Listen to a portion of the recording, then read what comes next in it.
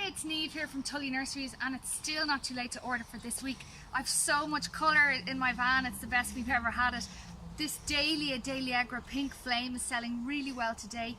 As you can see from looking inside the van, we have it in white and red, and we've lots of dahlias, including the Happy Days Pink and some pintos here. And then over to the right, we've beautiful Alstroemeria, particularly this called Sunday, really nice. We also have bowls of dianthus. We have them in a 3-litre pot. Behind there then we have beautiful salvias, and behind that again you can see the Royal Bumble peeping up with Caradonna in a larger 3-litre size, and lots of fuchsias. And then over to your right you can see really nice heucheras, some beautiful campanulas.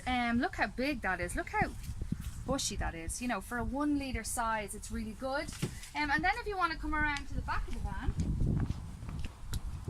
unfortunately I can't get to as many of you as I wanted to today to show you all this, but we're doing marigolds.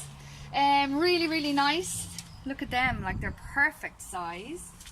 We're also doing pelargoniums, so really like the red and the pink. I actually love the smell as well, not many people do.